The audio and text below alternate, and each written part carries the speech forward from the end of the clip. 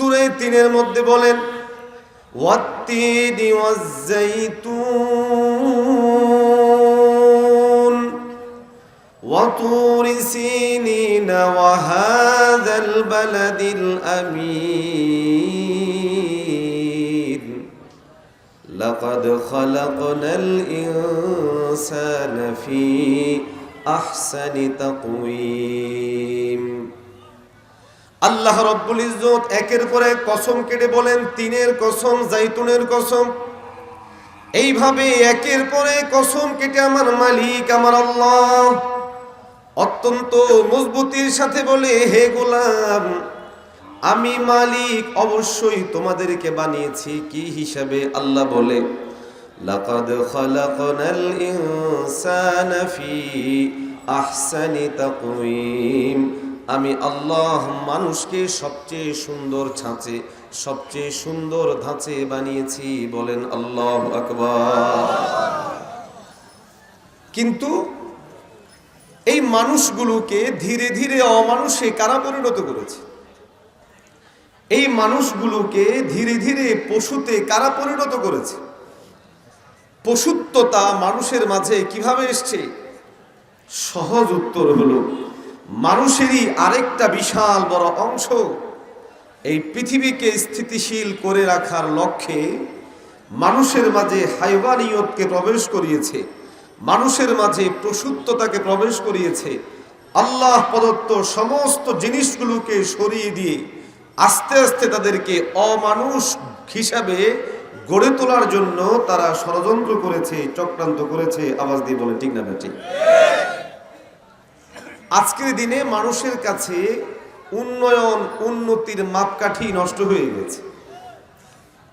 এই জন্য আপনি দেখবেন যখনই বলা হয় উন্নত দেশ, তো যে কারো প্রথম চিন্তা চলে যায় নিশ্চয়ই সেটা ইউরোপ আমেরিকা হবে। কেন? মানুষের কাছে উন্নয়ন এবং উন্নতির মাপকাঠি বাহ্যিকভাবে অর্থ, বিত্ত এবং সম্পদের মালিক হওয়া, ক্ষমতার মালিক হওয়া, সুপার পাওয়ার হওয়া। সুতরাং যেহেতু আজকের পৃথিবীতে আমেরিকা সুপার পাওয়ার, আজকের পৃথিবীতে তারাই সারা পৃথিবীর মধ্যে রাজত্ব পরিচালনা করছে, চালিয়ে যাচ্ছে, যার কারণে মানুষ যখনই বলে উন্নত দেশ তখনই প্রথম তার মাথা চলে যায় নিশ্চয়ই আমেরিকা হবে, ইউরোপ হবে। ও মুমিনেরা, এই চিন্তাগত দিক থেকে আমাদেরকে বের হয়ে আসতে হবে। নিছক অর্থ, বিত্ত এগুলো উন্নয়ন এবং উন্নতির মাপকাঠি কশ্চিন কালেও হতে পারে না। যদি কেউ প্রকৃত মানুষ না হতে পারে, মনুষ্যত্ব তার মধ্যে না আসে, পশুত্ব যার মধ্যে প্রবেশ করে ফেলে, সে কোনোদিন মানুষের পর্যায়ে হতে পারে না। আমি কয়েকটা উপমা আপনাদের সামনে তুলে ধরার চেষ্টা করব জাস্ট বুঝার জন্য। আল্লাহ রব্বুল ইজ্জত মানব জাতিকে সৃষ্টি করার পর মানব জাতির ইজ্জত আবরুর হেফাজতের জন্য পোশাক পাঠিয়ে দিয়েছেন আসমান থেকে।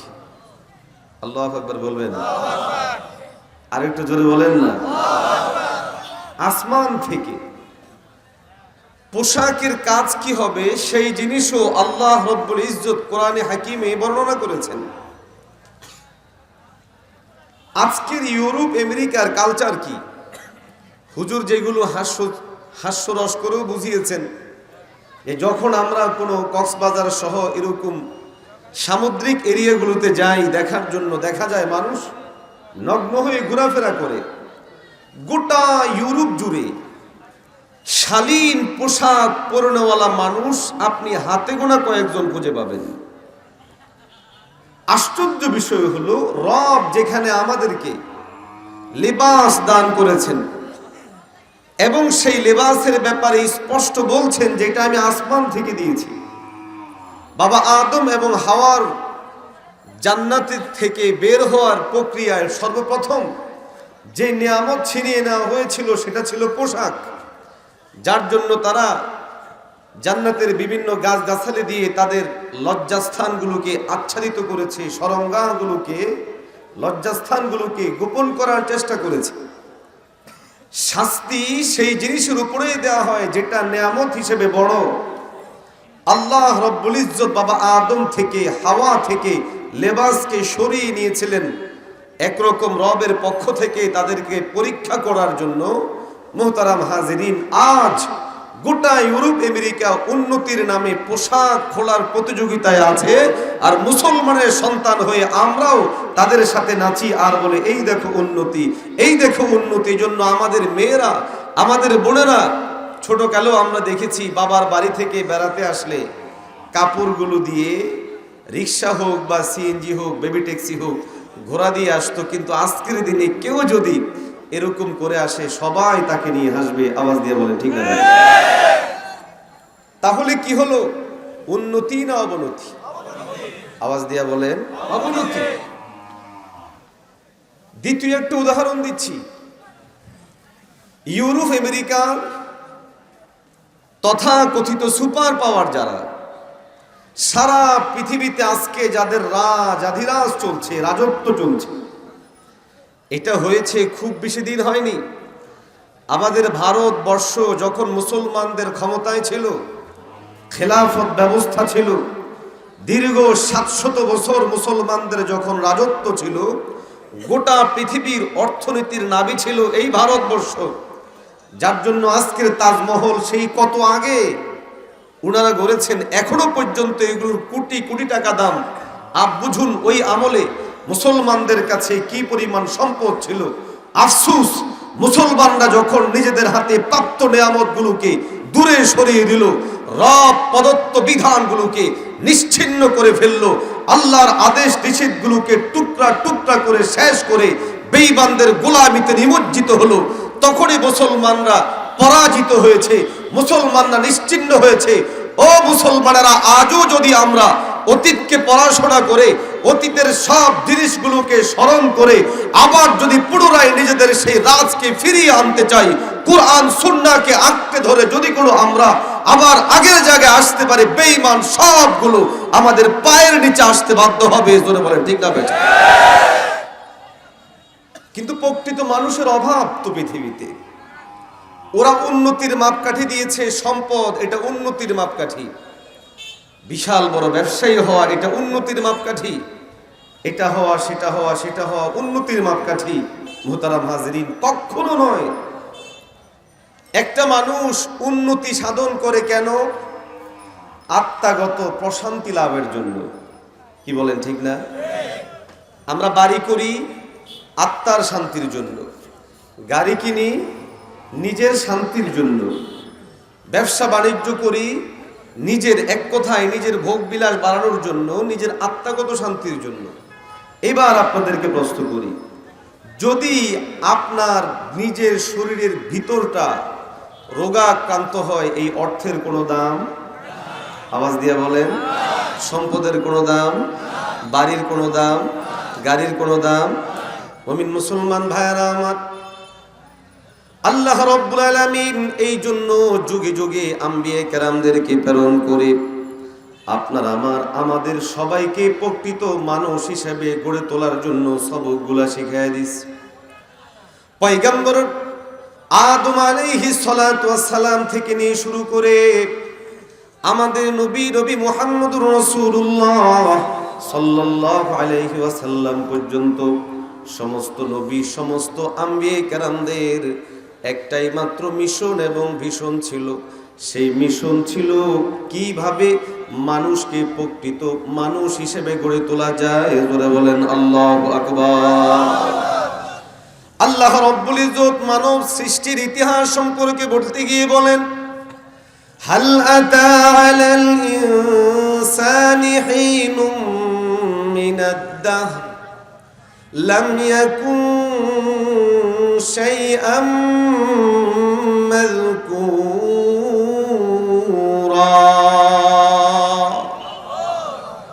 আল্লাহ বলেন, আরে হাল আতা আলাল ইনসান, মানুষ তো এমন যে তাদেরকে উল্লেখ করার মতো কিছুই ছিল না। কি বলেন ঠিক না? উল্লেখ করার মতো, বলার মতো কিচ্ছু ছিল না। আল্লাহ বলেন, আমি বানিয়েছি, আমি সাজিয়েছি, আমি তাদেরকে গড়ে তুলেছি মানুষ হিসেবে, প্রকৃত মানুষ হিসেবে। মানুষের কাজ কি? আল্লাহ রব্বুল ইজ্জত একজন নবী পাঠিয়ে বাতলিয়ে দিয়েছে। মানুষের কাজ হবে আল্লাহ রব্বুল ইজ্জতকে স্মরণ করা, মানুষের কাজ হবে মানুষের সাথে সদাচরণ করা, মানুষের কাজ হবে বাবা মায়ের সাথে ভালো ব্যবহার করা, মানুষের কাজ হবে স্ত্রীর সাথে সদাচরণ করা, ভালো ব্যবহার করা। মানুষ হিসেবে কাজ হবে আমার পাড়া প্রতিবেশীর সাথে সদাচরণ করা, মানুষ হিসেবে কাজ হবে আমার বোনদের সাথে ভালো ব্যবহার করা, মানুষ হিসেবে আমার কাজ হবে ক্ষমতার অপব্যবহার না করা, মানুষ হিসেবে আমার কাজ হবে আমার মালিক আমার আল্লাহ আমাদের জন্য যা যা করতে বলেছেন আমি সেই জিনিসগুলো করব, আর যা করতে নিষেধ করেছেন আমি সেই জিনিসগুলোকে ছেড়ে দিব। এই জন্য আল্লাহর হাবিব সাল্লাল্লাহু আলাইহি ওয়াসাল্লাম মানুষ প্রজননের যে ধারাবাহিকতা সেটা হলো বিয়ের মাধ্যমে মানব প্রজনন হয় বৈধভাবে যখন হয়। আল্লাহ রব্বুল ইজ্জত চান গোটা পৃথিবীর মধ্যে সবগুলো সুসন্তান হবে, ভালো মানুষ হবে। এই জন্য বিয়ের বিষয়ে পয়গম্বর আরবির মাধ্যমে জবানিভাবে ঘোষণা দেওয়ায় দিয়েছেন। পয়গম্বর নিজে বিয়ে করে পদ্ধতি শিখাই দিয়েছেন কেমন করে হওয়া উচিত। বিয়ে সম্পর্কে আল্লাহ রব্বুল আলামিন পুরো থিম দাঁড় করিয়েছেন। ও মানব জাতি, বিয়ে করার সময় তোমরা সম্পদ দেখে নয়, বরং তোমরা মানুষ দেখে বিয়ে করো। মেয়ের মধ্যে দেখবে মেয়ে কতটা তার মধ্যে মনুষ্যত্ব আছে, দিনদারি আছে। ছেলের মধ্যে দেখবে তার মধ্যেও কতটা দিনদারি আছে। নারী পুরুষ উভয় সম্পর্কের ক্ষেত্রে আমার মালিকের বিধান হলো অবশ্যই তোমরা বৈধ পন্থায় সম্পর্ক করতে পারবে, অবৈধ পন্থায় সম্পর্ক করা যাবে না। আল্লাহ রব্বুল ইজ্জত এই সব জিনিসগুলো দিয়েছেন কিছু সুসন্তান এবং ভালো মানুষের জন্য। আওয়াজ দেন ঠিক নেই? এবার বুঝুন এই বিষয়টাকে সুশৃঙ্খল সুন্দর মানুষ সু হওয়ার যে মাধ্যম, এই মাধ্যমটাকে ভিন্ন দিকে নিয়ে যাওয়ার জন্য কুসন্তান, যেটাকে ভিন্ন ভাষা আরেক শব্দ আমাদের বাংলায় বলে সেটা আমি বলবো না, সুয়ের বিপরীতে কু বললাম, বৈধ অবৈধ সন্তান। গোটা ইউরোপ আমেরিকার মিশন হলো সারা পৃথিবীতে তারা অবৈধ সন্তান দিয়ে চাষাবাদ করবে। কেন? আমেরিকা সৃষ্টির পর থেকে, সৃষ্টি তো নয়, আবিষ্কার হওয়ার পর থেকে নিয়ে আজ পর্যন্ত কোনো ভালো কাজ করেছে এমন কোনো ইতিহাস নাই। আজকের দিনেও গোটা পৃথিবীর মধ্যে মারামারি কাটাকাটি হানাহানি আছে না নাই? কথা বলেন না, আছে না নাই? ওদের এত সৈন্য মারা যায়, এত লোক মারা যায়, কিন্তু ওদের কোনো বাবা মা কান্নাকাটি করে না। কেন জানেন? কারণ অধিকাংশগুলোই হলো বাংলায় বলে জারজ বলে, শব্দটা আমি আবার উঠিয়ে নিচ্ছি জাস্ট বুঝার জন্য বললাম, অবৈধ সন্তান। এই জন্য আফগানিস্তানের যুদ্ধে হাজার হাজার এই অবৈধ সন্তানগুলো মারা গেছে। খুব কম বাপ মা এসে বলেছে আমার সন্তান কেন মারা গেল, বলেনি। আমাদেরকে থিম চালিয়ে দিয়েছে পরিবার পরিকল্পনার। ছোটকালে আমরা যখন স্কুলে পড়েছি, ছোট পরিবার সুখী পরিবার আর বড় পরিবার দুঃখী পরিবার, এরকম করে জাস্ট একটা ছবি ছিল ক্লাস 3, 4, 5 সমাজ বিজ্ঞান বইয়ে। আস্তে আস্তে কি হলো, ছেলে হোক মেয়ে হোক দুটি। এখন আস্তে আস্তে বলা হচ্ছে সন্তানের মতো সন্তান একটা হলেই যথেষ্ট। আওয়াজ দেন ঠিক না বেঠিক? অথচ গোটা ইউরোপের কোথাও এই থিম তারা চালু করেনি, বরং বিয়ের আগেই তাদের জাস্ট টেস্ট, বিয়ে করব কি করব না, লাইক করব কি করব না, মানে এর সাথে আমার সংসার চলতে পারে কিনা, এতটুকু জিনিস শুধু বুঝতে গিয়ে কেউ 2 সন্তানের জন্ম দিচ্ছে, কেউ 3 সন্তান জন্ম দিচ্ছে বিয়ের আগে। আর বিয়ের পরে এদের সন্তানের সংখ্যা 5, 7, 8, 10। আরে মুসলমানের সন্তান না বুঝে কথিত পরিবার পরিকল্পনার নামে আবার নবী বলেছেন উম্মতকে নিয়ে আমি গর্ব করব, অহংকার করব। আর আমার মুসলমানের সন্তান পশ্চিমাদের লেলিয়ে দেওয়া পরিবার পরিকল্পনা থিমকে বাস্তবায়ন করতে গিয়ে সন্তান দান নিজের উপর নিচ্ছে, জেনে রেখো, সন্তান আল্লাহ প্রদত্ত, কোনো গোলাম কোনোদিন সন্তান দিতে পারে না। সুতরাং পরিবার পরিকল্পনা কোনো মুসলমান গ্রহণ করতে পারে না। আজকে আমাদের দেশে বাল্য বিয়ে নিয়ে অনেকে খুব পাওয়ার খাটায় এবং খুব বাহাদুরি দেখায়। অনেক পুলিশ অফিসার, অনেক নেতৃবৃন্দ এটাকে নিজেদের জন্য খুব বেশি একটা ক্রেডিটের বিষয় নিচ্ছে। প্রথম বিষয়, বাল্য শব্দটাই একটা মূর্খতা। কারণ যারা বালেগ হয়ে গিয়েছে, যৌবন যাদের মধ্যে চলে এসছে, যৌবন আসতে কত বছর লাগে? ছেলেদের 12 থেকে 15-র ভিতরে ফুল যৌবন চলে আসে, মেয়েদের 9 থেকে 12-র ভিতরে ফুল যৌবন চলে আসে। ব্যাকরণগত দিক থেকে বাল্য শব্দটা একটা ভুয়া শব্দ, আর এই শব্দ প্রয়োগ করে অনেকেই খুব বীর বাহাদুরি দেখায়। আমি আমার সমাজের মধ্যে বাল্য বিয়েকে বন্ধ করে দিয়েছি, আটকে দিয়েছি। পুলিশ অফিসার তিনি পুরস্কার গ্রহণ করেন, আমার এলাকার মধ্যে বাল্য বিয়ে হয় না, কিন্তু তার এলাকার মধ্যে যে বাল্য প্রেম সয়লাভ হয়ে গেছে, এগুলোর ব্যাপারে বিন্দু পরিমাণ কিছু করতে পারে না। যদি কিছু করতে হয় বাল্য প্রেমগুলোকে নিষিদ্ধ করো। নারী পুরুষ রিকশায় উঠে, মোটর সাইকেলে উঠে যে ঘোরে, এগুলো কয়েকটাকে বন্ধ করে ক্রেডিট সাপ্লাই করো। সমাজের মধ্যে যেই দিন থেকে বিয়ে বন্ধ হয়েছে, বিয়ের পথ রুদ্ধ করা হয়েছে, সেই দিন থেকে ধর্ষণ বেড়ে গেছে, নারী নির্যাতন বেড়ে গেছে, ছেলেদের চরিত্র নষ্ট হয়েছে, মেয়েদের চরিত্র নষ্ট হয়েছে। এই সবগুলো ওই বেঈমানদের কাজ থেকে সাপ্লাই হওয়া বস্তু। আমি মনে করি এগুলোকে ডাস্টবিনে নিক্ষেপ করে ফেলে দেওয়া উচিত। সম্পর্ক করছি পাবলিক প্লেস, যার জন্য সব কথা বলাও মুশকিল, আবার বলতেও বাধ্য। ফ্রি সেক্সের যুগ আস্তে আস্তে সাপ্লাই করা হচ্ছে। আফসোস যে আমার দেশের সংবিধান পর্যন্ত দুজনের সম্মতিতে কৃত দৈহিক সম্পর্ককে অবৈধ বলে না। ধর্ষণ তখনই বলে যখন একটা পর্যায়ে গিয়ে কোনো মুসিবত তৈরি হয়ে যায়। অথচ ইসলাম এই নারীদের নিরাপত্তার জন্য, ছেলেদের নিরাপত্তার জন্য বলেছে, তোমার চোখটাকে তুমি নিচের দিকে দেখো, এরপরে না তোমার অন্য জিনিস। কারণ সর্বপ্রথম এই ধরনের অপরাধগুলোর সূচনা হয় চোখ থেকে। চোখ দেখেই মেসেজ পাঠায় মাথার কাছে, দেখতে কেমন লাগলো। মাথা সেখান থেকে মেসেজ পাঠায় হৃদয়ের কাছে, হয় ভালো লাগে অথবা খারাপ লাগে। কি বলেন, ঠিক না বেঠিক? হৃদয় আস্তে আস্তে গোটা শরীরের মধ্যে তার মেসেজগুলো ছড়িয়ে দেয়।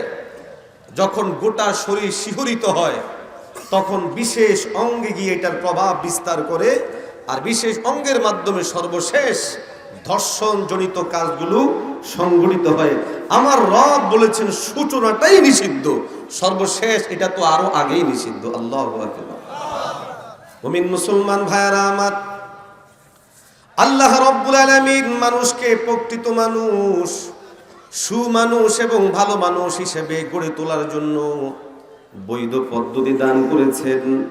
আল্লাহ রাব্বুল ইজ্জত বলেন, ফানকিহু মা তাবা লাকুম মিনান নিসা। আমার রব বলে, তোমরা বিয়ে করো নারীদেরকে, তোমাদের যাকে ভালো লাগে তাকে বিয়ে করো। ও মুসলমান, বিয়ের পথ রুদ্ধ করে দিয়ে যারা বিয়ে পূর্ব অবৈধ জিনিসগুলোকে আস্তে আস্তে করে মানুষের মাঝে ছড়িয়ে দিচ্ছে, বিয়ে পরবর্তী সময়ে যারা পরকীয়াকে উস্কে দিচ্ছে, তারা আর যাই হোক ব্যক্তি, পরিবার এবং সমাজ রাষ্ট্রের জন্য কোনোদিন কল্যাণকামী হতে পারে না। আল্লাহ রাব্বুল ইজ্জত পয়গম্বর আরবি নবী মুহাম্মদুর রাসূলুল্লাহ সাল্লাল্লাহু আলাইহি ওয়াসাল্লামের মাধ্যমে আমাদেরকে সুস্পষ্ট সুন্দর একটা বিধান দান করেছেন, বিয়ের বিধান। ও মুমিন, আমাদের সমাজের মধ্যে আজকে বিয়েগুলো খুব বেশি কঠিন হয়ে গেছে। একজন বাবা যখন মেয়ের পিতা হন, সঙ্গে সঙ্গেই তার মনের মধ্যে এক ধরনের ভয় তৈরি হয়ে যায়, শঙ্কা তৈরি হয়ে যায়। কি হয়েছে? মেয়ে সন্তান হয়েছে, এই কথাটা বলতেই তিনি লজ্জাবোধ করেন। মেয়ে সন্তান হওয়ার পরের দিন থেকেই মাথার মধ্যে একটা চিন্তা পেরেশানি কাজ করে, কেমনে বিয়ে দিব, কত টাকা না জানি লাগে, কোথায় বিয়ে দিব, কেমন করে বিয়ে দিব। এই জন্য অনেক মা অনেক বোনকেও দেখি যখন তার মেয়ে সন্তান হয় স্বামীর কাছে মেয়ে সন্তানের ব্যাপারে খবর দিতে লজ্জাবোধ করে, পরিবার পরিজনের কাছে মেয়ে সন্তান হলে খবর দিতে লজ্জাবোধ করে। এই জিনিসগুলো কেন হলো? এক কথায় উত্তর হলো পশ্চিমা বেঈমানদের কালচার আমাদের মধ্যে আনার কারণে এই অবস্থা হয়েছে। অথচ ইসলামের বিধান হলো, হে বাবা, যখন তোমার মেয়ে সন্তান হলো ফাবাশির, তুমি সুসংবাদ গ্রহণ করো। দুনিয়ার কোনো নিয়ামতের নয়, দুনিয়ার কোনো জিনিসের নয়, স্বয়ং আল্লাহ রব্বুল ইজ্জতের হাবিব স্পষ্ট করে বলছেন তুমি সুসংবাদ নাও। কিসের জানোনি? আল্লাহর হাবিব বলে তুমি সুসংবাদ নাও জান্নাতে। আল্লাহর হাবিব একবার তার সাহাবায়ে কেরামদেরকে নিয়ে বসে আছেন, বলেন ও আমার সাহাবীরা শোনো, তোমাদের মধ্য হতে যদি কারো মেয়ে সন্তান রব্বুল ইজ্জত দান করে, আর ওই বাবা মেয়ে সন্তানের সংবাদ শুনে যখন তিনি খুশি হন, আনন্দিত হন, আর মেয়েটাকে তিনি বড় করেন, লালন পালন করে আস্তে আস্তে করে বড় করে তোলেন, এইভাবে যখন তাকে বিয়ে দিয়ে দেন, এরপরে যদি আল্লাহ তারে আরেকটা মেয়ে সন্তান দান করে, বাবা খুশি হয়ে যান, এই মেয়েটাকে লালন পালন করে বিয়ে দিয়ে দেন, এরপরে যদি আরেকটা মেয়ে সন্তান হয়, বাবা ওই মেয়েটাকেও লালন পালন করে বিয়ে দিয়ে দেয়। পয়গম্বর আরবি বলেন ওই বাবার জন্য আমার মালিক জান্নাত অবধারিত করে দেয়। ইসলাম সহজ করে দিয়েছে, নারীদেরকে বিয়ে দেওয়ার সময় কোনো খরচ হবে না, বরং নারীরা বিয়ে করার সময়ের মধ্যে মোহর হিসেবে সম্পদ প্রাপ্ত হবে, টাকা পাবে, যেটাকে বলা হয় মোহর।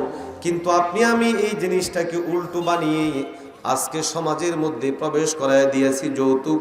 এই জন্য দেখা যায় একজন বাবা তার মেয়ে হলে বড় পেরেশান, কেমন করে আমার মেয়েটারে বিয়ে দিব, কার কাছে দিব, কেমনে দিব। এক জায়গায় দিতে গেলে 5 লাখ, আরেক জায়গায় দিতে গেলে 6 লাখ।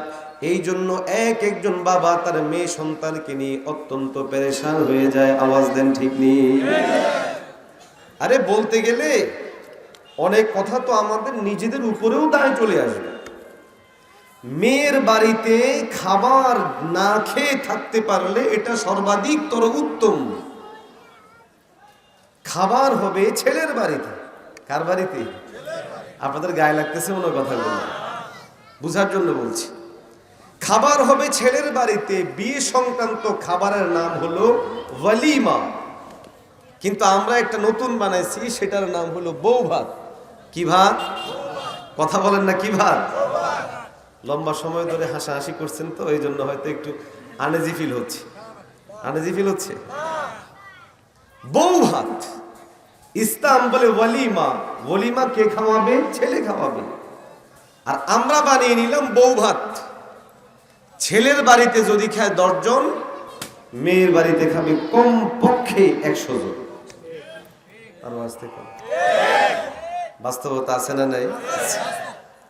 জিনিসটা বুঝার জন্য বলি, ইসলাম কেন মেয়ের বাড়িতে খানা না করে, ছেলের বাড়িতে কেন খানা হা করে, এই জিনিসটা বুঝার জন্য ছোট্ট একটু উদাহরণ দিচ্ছি, শরীয়ী উদাহরণ। বলুন তো, যদি কোনো বাড়িতে মানুষ মারা যায়, সেই বাড়িতে আপনি আমি যে খাওয়া উচিত? কথা বলেন, উচিত না? শরিয়ার নিয়ম হলো যখন কোনো বাড়িতে কেউ মারা গেল, সেই বাড়িতে তারা রান্না বান্না কখন করবে? শোকাহত, তাদের হৃদয়ে রক্তক্ষরণ হয়। প্রতিবেশীদের, আত্মীয় স্বজনদের জিম্মাদারি হলো 3 দিন, 7 দিন, 10 দিন, যাই হোক ওই বাড়িতে খাবার পাঠাও, তাদেরকে খাওয়াও। আমরা কি করি? উল্টো, যার বাপ মারা গেল বা আত্মীয় স্বজন কেউ মারা গেল, ঘাড়ের মধ্যে চেপে 3 দিন পরে তার কাছ থেকে খাই। আওয়াজ দিয়া কোন ঠিক না বেঠিক? ইসলামের পক্ষে গেল না, পুরো উল্টো কথা বল। ইসলাম ছিল সর্বোচ্চ মানবিক। যাদের বাড়িতে লোক মারা গেছে সেখানে খাবার পাঠাও। আর আমরা করলাম এই তোর বাপ মারা গেছে, জিয়াফত আমাদেরকে খাওয়া। কথা বলেন, ভুল বুঝবেন না। কারো যদি সামর্থ্য থাকে খাওয়ানোর মতো সে সময় সুযোগ করে খাওয়াবে। একেবারে 3 দিনের দিনেই খাওয়াতে হবে, 4 দিনের দিনেই খাওয়াতে হবে, 40 দিনের দিনেই খাওয়াতে হবে। ও কি জানতো তার বাপটা মারা যাবে? কথা বলেন। আরে যত বড় কোটিপতি হোক, আচমকা 10,000 টাকার ম্যানেজ করা অনেকের জন্য কষ্ট হয়ে যায়, কঠিন হয়ে যায়। লোকটা জানতো না তার বাবা মারা যাবে কিনা, মারা গেছে, আল্লাহ নিয়ে গেছে। শোকাহত ওই পরিবার যেখানে দুঃখিত, ব্যথিত, হৃদয়ের মধ্যে রক্তক্ষরণ। আমরা সমাজ ব্যবস্থা গলার মধ্যে চাপ দিয়ে ধরলাম 3 দিন পর খাওয়াইতে হবে, নাম দিলাম শরীয়তের। মিথ্যা কথা। আল্লাহর হাবিবের গোটা জিন্দেগীর কখনো এই ধরনের আবশ্যিকভাবে কাউকে খাইতে খাওয়াইতে বাধ্য করেছেন কোন বাপের বেটা কোনোদিন দেখাতে পারবে? এটা ইসলামের অপব্যবহার, উল্টো ব্যবহার। সেম ইসলাম বলে খাবার হবে ছেলের বাড়িতে, মেয়ের বাড়িতে নয়। আপনি আমি পুরোপুরি মেয়ের বাড়িতে নিয়ে নিলাম। ও মুমিন, যেই বাড়িতে মানুষ মারা যায় সেই বাড়িতে খাবার আয়োজন কেন করা হয় না? তারা দুঃখিত, আন্তরিকভাবে ব্যথিত, তাদের হৃদয়ের মধ্যে ব্যথনা জ্বলন। ঠিক তেমনি ভাবে বিয়ে বাড়িতেও এইরকম ভাবে একটা ঘটনা ঘটে।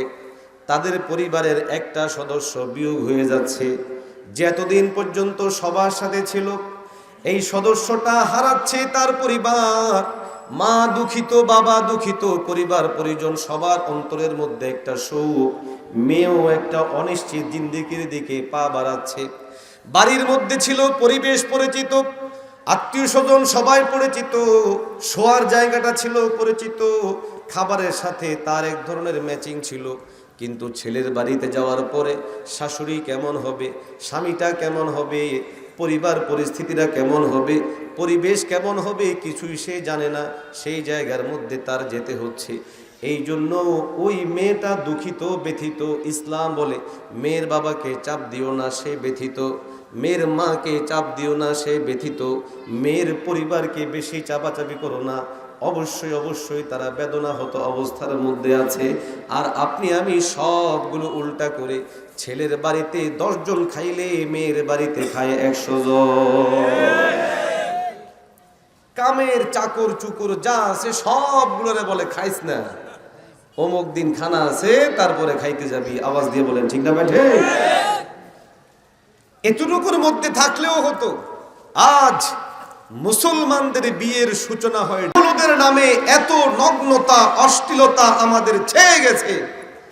অধিকাংশ বিয়েগুলো শুক্রবারে হয়, যার জন্য বৃহস্পতিবার রাত, যেটাকে আল্লাহর হাবিব স্পষ্ট 5টি রাতে আলাদা ইবাদতের কথা গুরুত্ব দিয়ে বলেছেন, এর মধ্যে একটি রাত হলো শুক্রবারের রাত।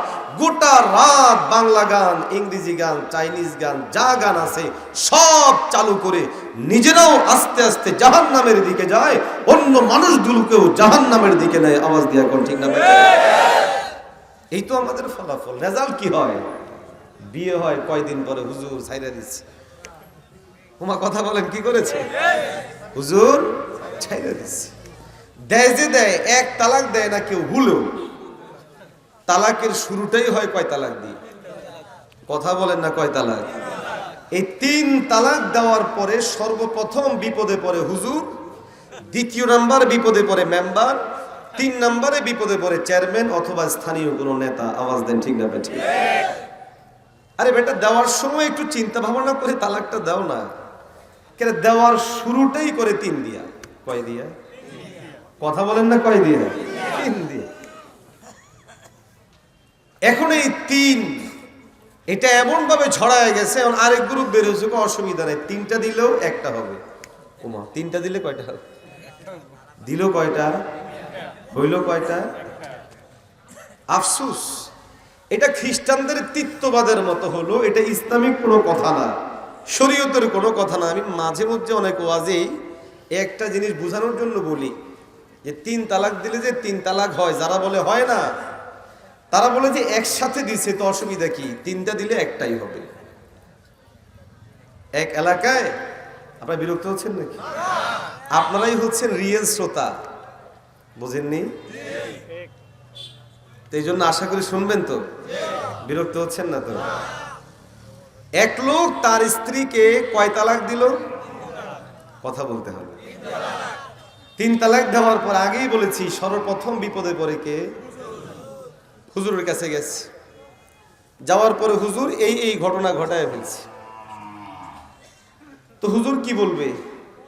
3টাকে একটা বানায় দেবে। স্বাভাবিকভাবে হুজুর বলে দিছে, যেহেতু ভাই 3টা দিছো, 3 তালাক হয়ে গেছে। আমরা সাধারণত এইভাবে কথা বলিও না, কারণ অধিকাংশ মানুষ প্রথমে একরকম বলে, যখন দেখে পক্ষে গেছে মাশাআল্লাহ হুজুর অনেক ভালো, হুজুর মিষ্টি খাবেন, পান খাবেন, আরো যা যা লাগে সব আপনার কাছে দিলাম, আপনি খাবেন। কিন্তু যখনই বলে যে ভাই দিলেন তো 3টা হয়ে গেল, কিন্তু তে হুজুর ভালো না। কথা বলেন ঠিক না ভাই? ঠিক। আর আমি নিজে এটার শিকার। 10 বছর ধরে ফতোয়া বিভাগে কাজ করছি, আলহামদুলিল্লাহ মুফতিদেরকে পড়াচ্ছি, অনলাইনে অফলাইনে শত শত ফতোয়া আসে আমাদের কাছে, যার জন্য এখন আর মৌখিক কোনো কথা না। তালাক বিষয়ে কোনো ফতোয়া জানতে চাইলে আগে লেখো কি ঘটেছে। কেন? পক্ষে গেলে তো ঠিক আছে, কিন্তু বিপক্ষে গেলে আরেক হুজুরের কাছে যায় উল্টায়া বলে আরেক রকম ফতোয়া এনে কই যে অমুক হুজুরটা বুয়া। এই জন্য ফাতোয়ার নিয়ম হলো লিখিত দিতে হবে, তারপরে লিখিত দিব, না হয় দিব না। তো যাই হোক, ইমাম সাহেবের কাছে বা হুজুরের কাছে গেল, হুজুর বলে দিছি 3 তালাক হয়ে গেছে। তারে কোনোভাবে বোঝান যায় না, এখন ইন্টারনেটের যুগ, সার্চ করেছে 3 তালাকে 1 তালাক পেয়ে গেছে। বিশাল একটা গ্রুপ আছে যারা এই নিয়ে বিভ্রান্তি ছড়ায়। মোদি যাদেরকে পুঁজি করে গোটা ভারতবর্ষে এই 3 তালাকের নীতিকে সে সাপ্লাই করেছে। এখন এটা পেয়ে সে ইমাম সাহেবকে বলতেছে, হুজুর ইন্টারনেটের মধ্যে পেয়েছি 3টা দিলে 1টা হয়। 3টা দিলে কয়টা হয়? একসাথে যদি কেউ 3টা দেয় তখন আর 3টা হয় না, 1টাই হয়। হুজুর অনেকক্ষণ মাসালা বোঝানোর পর যখন দেখে যে মাসালা আর বোঝে না, এইবার বলে যে এদিকে আসেন। আস্তে করে তার এক গালের মধ্যে 3 থাপ্পড় লাগাই দিচ্ছে। এখন সে হতবাক, হুজুর এটা কি করলেন? তোমার মাসআলা তোমারে হল করে দিয়েছি, যাও। সে এখন চেয়ারম্যানের কাছে গিয়ে বিচার দিল, হুজুর আমি তো হুজুরের কাছে তালাকের মাসালা জানতে গেছিলাম, হুজুর আমারে মাসালা না বুঝাইব। হুজুর দেই দেখেন আমাকে থাবায়া সাইজ করে ফেলছে। চেয়ারম্যান সাহেব বেচারা হতবাক। আমাদের মহল্লার ইমাম সাহেব হুজুর এই কাম ঘটাইছে? হ্যাঁ, এই দেখেন আমার গাল সাক্ষী, গোটা গালকে লাল করে ফেলছে। চেয়ারম্যান সাহেব চিন্তায় পড়ে গেল, কিভাবে সম্ভব? হুজুর এভাবে তাকে থাপ্পড় দিল মাসালা জিজ্ঞাসা করার কারণে। খবর দাও হুজুরকে। হুজুরকে খবর দিয়ে আনা হলো, হুজুর আপনার কাছে মাসআলা জানতে চেয়েছে, মাসআলা না বলে এভাবে একটা মানুষকে থামড়ালেন, ঘটনা কি? সে কি বলেছে? আমি তোমাকে কি করেছি? ওই যে স্যার চেয়ারম্যান সাহেব আমাকে উনি 3টা থাপ্পড় লাগাইছে। এইবার ইমাম সাহেব বলে যে আমি তোমারে 3 থাপ্পড় দিই নাই, আমি তোমারে 1 থাপ্পড় দিছি। কথা বলেন না কেন? কয়টা দিছি? এখন ইমাম সাহেব বলে 1টা, ওই লোক বলে 3টা, দুজনের মধ্যে লেগে গেল বিতর্ক। এইবার চেয়ারম্যান সাহেব ইমাম সাহেবকে বলে, হুজুর আল্লাহর ওয়াস্তে সত্য কথা বলেন, ঘটনা কি? আপনি বলেন 1 থাপ্পড়, ও বলে 3 থাপ্পড়, আমরা এখন সমাধান কি দিব? তখন ওই লোক বলল, আমি যদি তাকে একসাথেই 3 থাপ্পড় দিলে থাপ্পড় 3টাই হয়, তো সে তার স্ত্রীকে একসাথে তালাক 3টা দিলে 1টা হবে কেন? সুবহানাল্লাহ বলেন না? মাসালা হল হয়েছে না হয় নাই? 3 তো 3। আমার সমাজ আজকে নষ্ট হয়ে যাচ্ছে কতিপয় মানুষের ভুল ব্যাখ্যা এবং বিশৃঙ্খলতার কারণে। মনে রাখবেন, তালাক দেয়া কোনো ভালো কাজ নয়।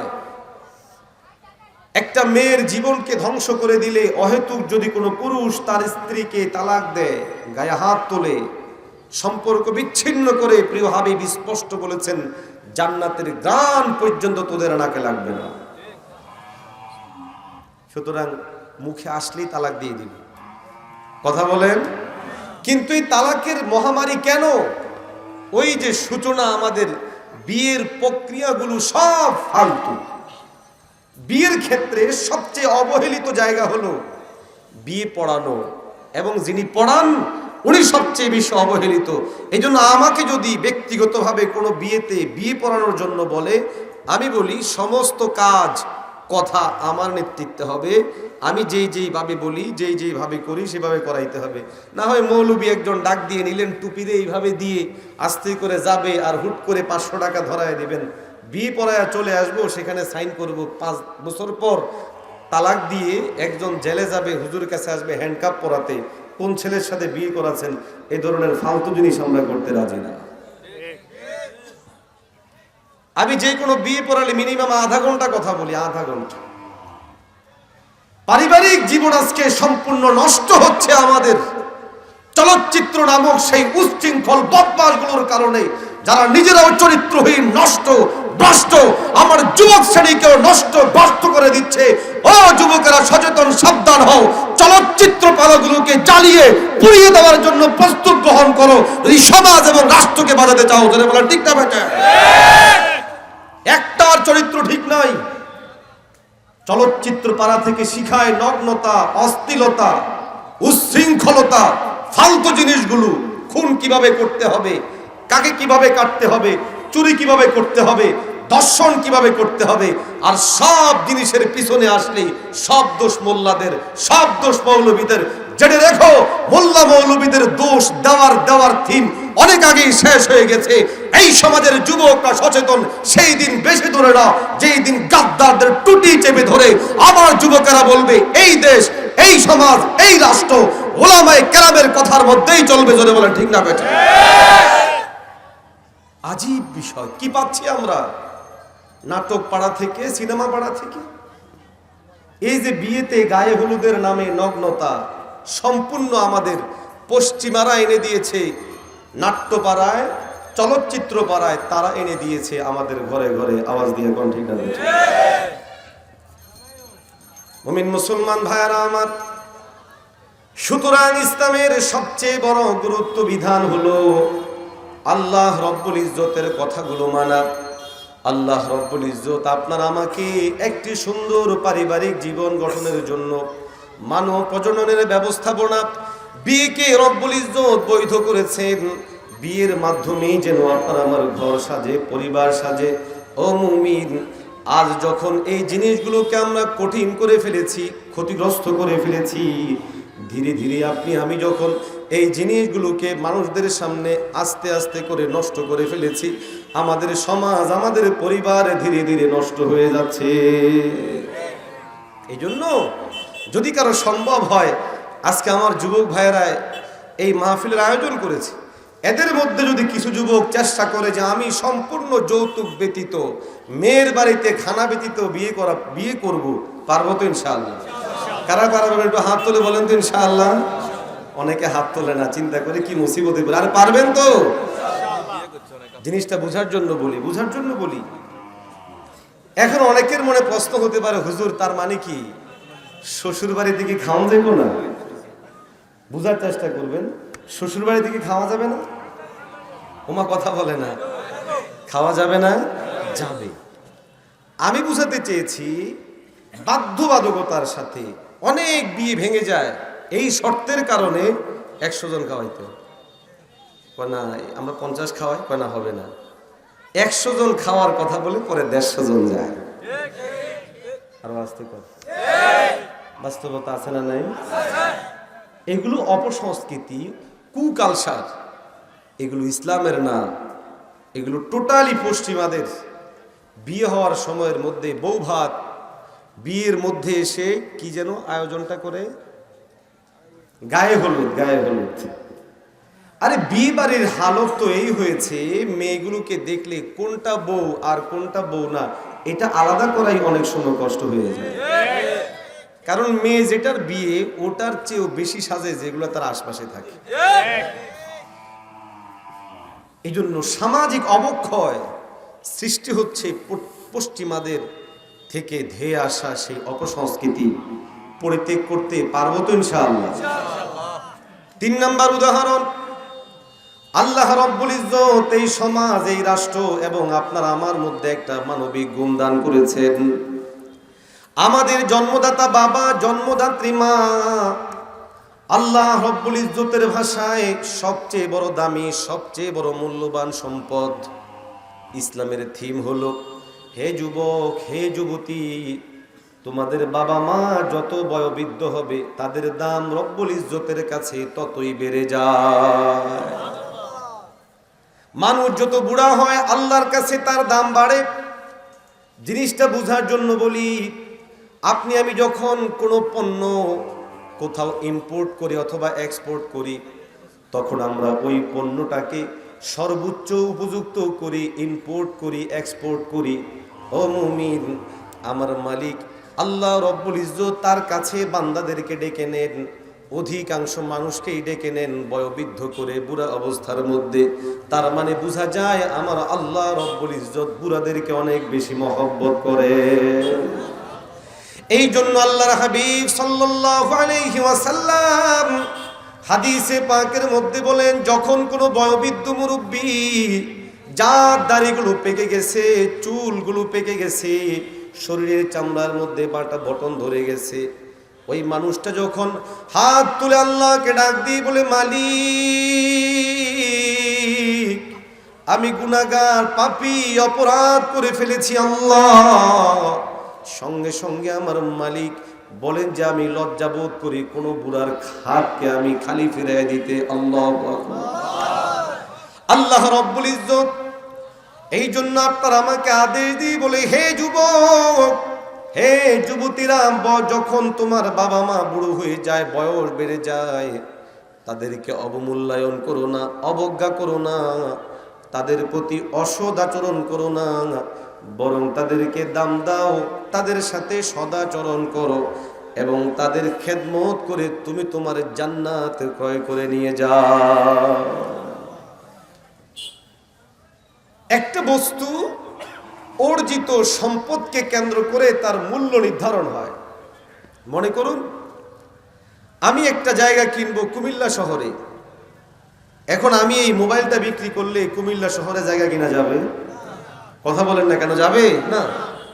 জায়গার দাম হলো 5 কোটি, আমার মোবাইলের দাম হচ্ছে 30,000, আমি কুমিল্লা শহরে সেই দামি জায়গা কেমন করে কিনবো?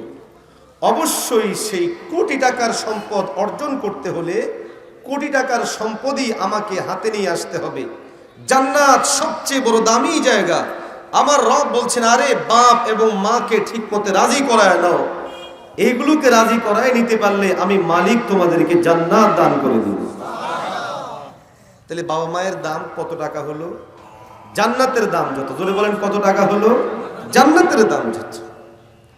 সাহাবী রাসূল হযরত ইবনে আব্বাস রাদিয়াল্লাহু তাআলা আনহু বলেন, আল্লাহর নবী বলেছেন, বাবা মা হলো জান্নাত জাহান্নামের দরওয়াজা।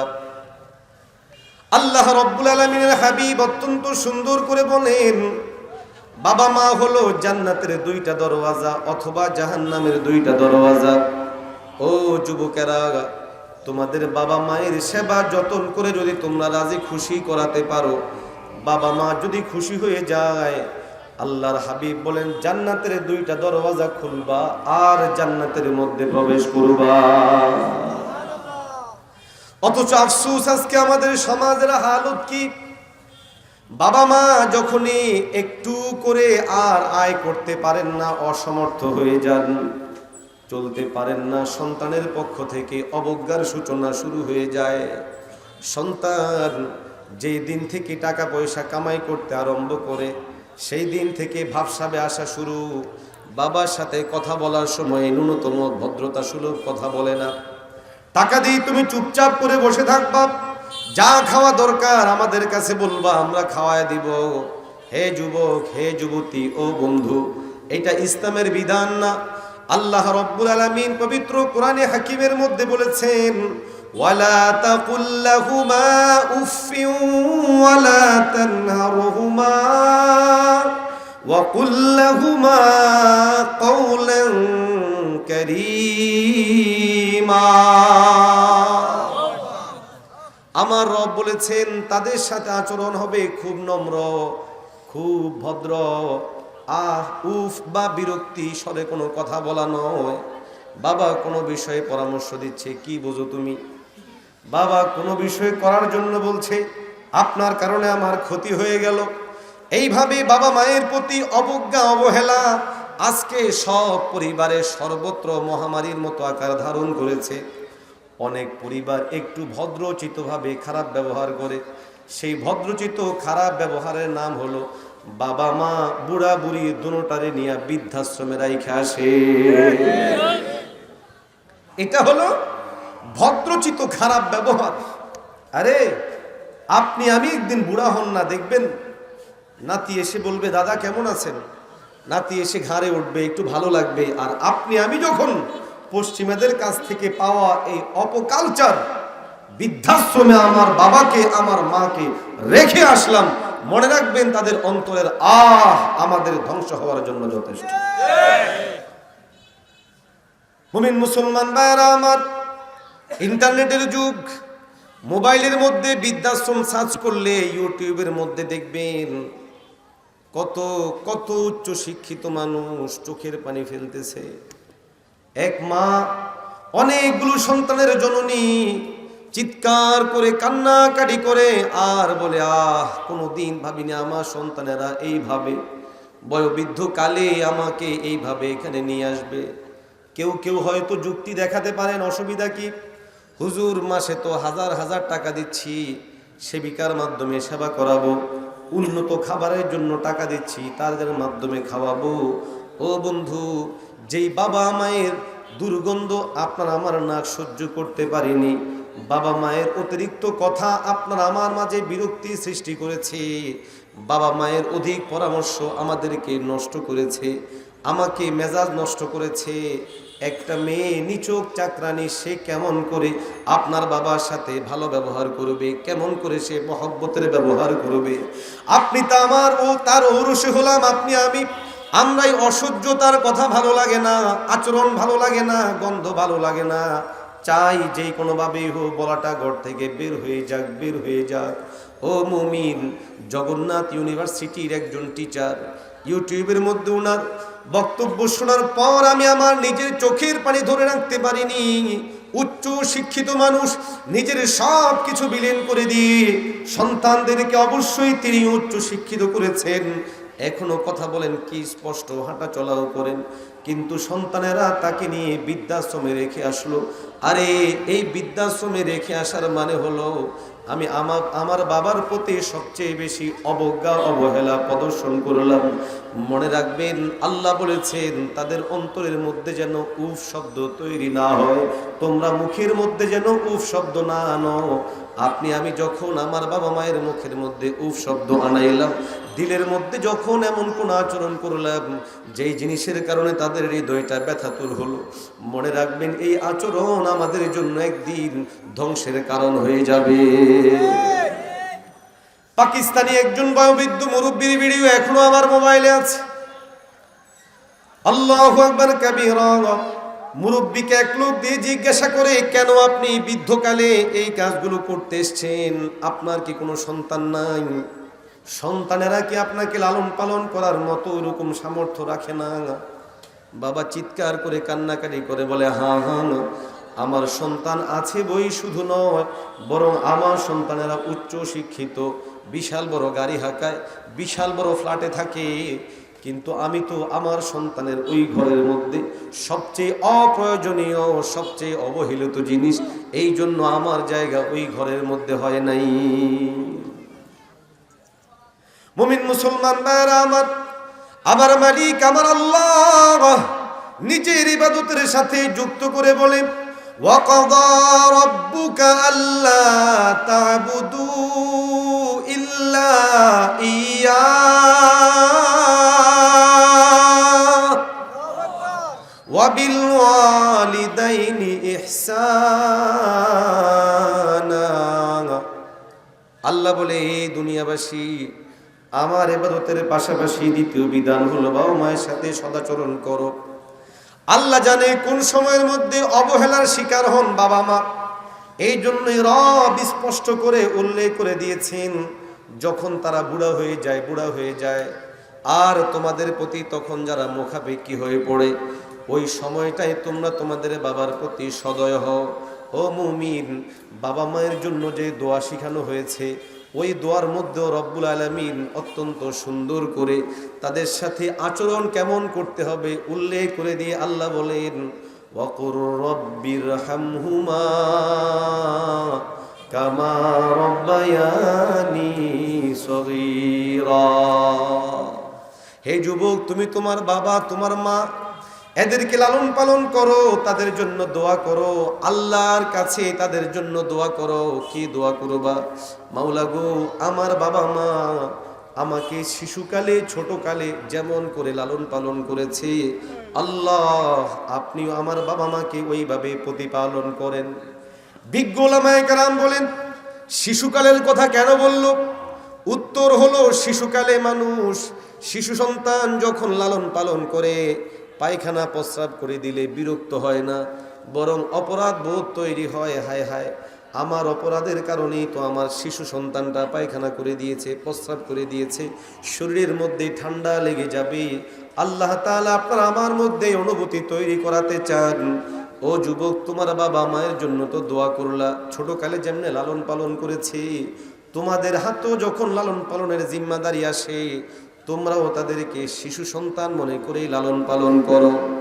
কোনো বাবা কোনো মা তার শিশু সন্তানের উপর রাগ করে না, তাদের কোনো কথার মধ্যে বিরক্ত হয় না, তাদেরকে লালন পালন করতে যে অন্তরের মধ্যে কখনো এই কথা আসে না যে আমার এই টাকাগুলো নষ্ট হচ্ছে, ক্ষতি হচ্ছে, না না না, বরং প্রতিটা বাবাই চেষ্টা করে তার সন্তানকে যেই কোনো সুন্দরভাবে লালন পালন করা যায় কিনা। বরং অনেক পরিবারের মধ্যে ঝগড়াঝাটি শুরুও হয় যখনই ছেলের ঘরে সন্তান হয়, তখনই সন্তান মনে করে আমার বাবা মা আমার মেয়েটাকে দেখতে পারে না, উনার নাতিকে দেখতে পারে না, নাতিনকে দেখতে পারে না। আরে বোকা, আজকে তুমি তোমার সন্তানের প্রতি যেই রকম মায়াবান, তোমার বাবাও তো তোমার আমার প্রতি এইরকম মায়াবান। বিরক্ত হচ্ছেন নাকি? বিয়ের পর ঝামেলা শুরু। এখন তো আর বিয়ে অনেক সময় কিরকম করাতেও হয় না। অনেক পরিবারের জন্য এটা একটা মানে ভালোই হয়েছে, খারাপ না। ছেলে আর মেয়ে দুইজন সম্মতি করে বিয়ে করে চলে আসে, খরচও নাই, ভেজালও নাই। কি বলেন, ঠিক না বেঠিক? কিন্তু মৌলিকভাবে বিয়ের যে থিম, বাবা মা 10টা গ্রাম খোঁজে, 10টা পরিবার খোঁজে, 10 জায়গায় খবর নেই, বিয়ে করাইতে যে হাজার হাজার টাকা নষ্ট করে। মেয়েটা দেখতে যেন ভালো হয়, বংশ যেন ভালো হয়, অর্থ বিত্ত ইত্যাদিও যেন থাকে, আমার ছেলেটার যেন কোনো দিকে কম না হয়ে যায়, লস না হয়ে যায়, এই দিক খেয়াল করে, সব দিক খেয়াল করে একটা ভালো মেয়ে এনে ছেলের হাতে তুলে দিল। আর ছেলে কয়েকদিন পর এই মেয়েকে কেন্দ্র করে বাবা মায়ের সাথে সম্পর্ক ক্রস করে ফেলে। আছে না নাই? একেবারে নরমালি কমন সেন্স আমাদের মধ্যে এগুলো হচ্ছে। এই জন্য মোহতারাম হাজরিন, পশ্চিমাদের প্রতি আমি কথা বলছি না বিদ্বেষ রাখেন, কালকে যে আমেরিকা একটা বোমা মেরে দেন, শেষ করে দেন, সেটা না। আমরা কারা, আমাদের পরিচয় কি, আমাদের থিম কি, আমাদেরকে আল্লাহ কেন বানিয়েছেন, আমাদের করণীয় কি, আমাদের বর্জনীয় কি, আমাদের দাম কত, আমাদের মূল্য কত, এই দাম বুঝে, মূল্য বুঝে, করণীয় বুঝে, বর্জনীয় বুঝে আপনি আমি আমাকে প্রস্তুতি করা চাই। ওদের অন্ধ অনুসরণ নয়, বরং চোখে চোখ রেখে কথা বলতে হবে। জোরে বলে ঠিক না? চোখে চোখ রেখে কথা বলার যোগ্যতা অর্জন করা চাই। পায়ের দিকে তাকিয়ে না। ওরা চোখের উপর কথা বলবে, আমরাও চোখের উপর কথা বলবে, আঙ্গুল তুলে কথা বলবে, আমরাও আঙ্গুল তুলে কথা বলবো। পারবো তো ইনশাআল্লাহ? মুমিন মুসলমান ভাইরা আমার, আমরা দামি রব্বুল ইজ্জত আমাদেরকে বানিয়েছেন সুন্দর করে, শিখিয়েছেন ও নিজে। এই জন্য কোরআনে হাকিমের মধ্যে আসছে, আল্লাহ রব্বুল ইজ্জত বলেন, আল্লামাল কুরআন খালাকাল ইনসান আল্লামাহুল বায়ান। সূরা 3-এর মধ্যে পাইলাম আল্লাহ বানাইছে, সূরা আর রহমানের মধ্যে পাইলাম আল্লাহ শিখাইছে। আর আমাদেরকে লালন পালন করেন কে? আল্লাহ। আরো আস্তে কর, জোরে কর, আলহামদুলিল্লাহি রাব্বিল আলামিন।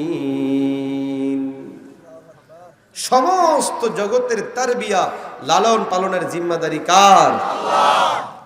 তাহলে আমাদেরকে বানিয়েছেন আল্লাহ, শিক্ষা দিয়েছেন আল্লাহ। গোটা জগতের সব জিনিসকে আমাদের জন্য বানিয়েছেন কেন? উত্তর হলো, ও মুমিন, দামি জিনিসকে দামি জায়গার মধ্যে রাখতে হয়। এই জন্য কেউ যদি স্বর্ণ অলংকারকে মাটির মধ্যে ফেলে রাখে, মানুষ বলে এটা একটা পাগল। আওয়াজ দেন, ঠিক নেই? স্বর্ণ অলংকার দামি, এই জন্য দামি জায়গায় রাখতে হয়। দামি জিনিস দামি মানুষকে দামি জায়গার মধ্যে রাখতে হয়।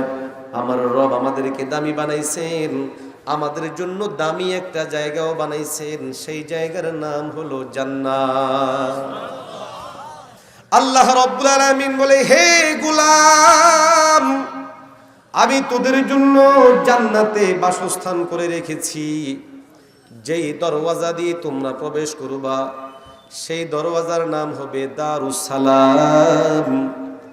তোমরা যখন প্রবেশ করবা, তোমাদেরকে দেওয়া হবে সালাম সালাম সালাম। আল্লাহ রাব্বুল আলামিন সূরা জুমারের মধ্যে বলেন, ওয়াসিকাল্লাযীনা তাকাউ রাব্বাহুম ইলাল জান্নাতি যুমারা হাত্তা ইযা জাউহা ওয়া ফুতিহাত আবওয়াবুহা ওয়া ক্বালা লাহুম খাযানাতুহা সালাম। আল্লাহ রাব্বুল আলামিন বলেন, আমি জান্নাতীদেরকে দলে দলে ডাকবো, তাদের স্বাগতম জানানোর জন্য, সম্ভাষণ দেওয়ার জন্য, সংবর্ধনা দেওয়ার জন্য ফেরেশতাদের জামাতকে সাজায় রাখবো। ফেরেশতারা বলবে সালাম সালাম সালাম, সালাম দিয়ে দিয়ে সম্ভাষণ করবে। জান্নাতি সামনের দিকে যাবে, আহ তুমি কত বড় সৌভাগ্যবান, কত বড় নিয়ামত তোমার, কত কত নিয়ামত পাবে। ফল ফুল, খাবার, থাকার জন্য বিশাল জায়গা, ভোগ করার জন্য বিশাল বড় সমাহার। রব্বুল ইজ্জত কোরআনুল কারীমের আয়াতে কারিমায় পরতে পরতে জিনিসগুলোকে বর্ণনা করেছেন। ও মুমিন, এর বিপরীত জিনিসগুলো আল্লাহ বয়ান করেছেন। যে সমস্ত মানুষগুলো আল্লাহ না করেন জাহান্নামী হয়ে যাবে, জাহান্নামের মধ্যে যখন তারা যাবে, সেই জায়গার মধ্যে তাদের আযাবের শেষ থাকবে না। আল্লাহ রব্বুল ইজ্জত বলেন, ওজুহু ইয়াউমাইযিন খাশিয়া আমিলাতুন নাসিবা তাসলা নারুন হামিয়া তুসকা মিন